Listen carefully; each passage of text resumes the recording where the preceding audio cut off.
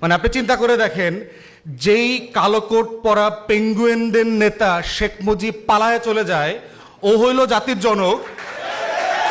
আর যে জীবনের ঝুঁকি নিয়ে নিজের কমান্ডারকে মাইরা বলতেছে যে আমি প্রতিবাদ করলাম, যুদ্ধ শুরু হইল, সে হইল পাকিস্তানের চর।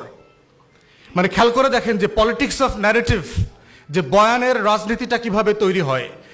যেই খালেদা জিয়া দেশ ছেড়ে পালায় নাই কোনোদিন, 111-এর সময় দেশ ছেড়ে পালায় নাই, বাংলাদেশে রয়ে গেছে, রিপিটেড আপনার অফার থাকার পরেও সেই খালেদা জিয়া সম্পর্কে হেন কোনো বাজে কথা নাই যা হাসিনা আওয়ামী এই চক্রের মুখ থেকে বের হয় নাই।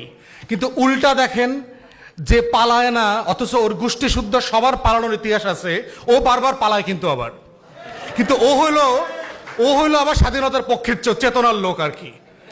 তাহলে যে পালায় নাই সে হইল আমাদের শত্রু, দেশের শত্রু।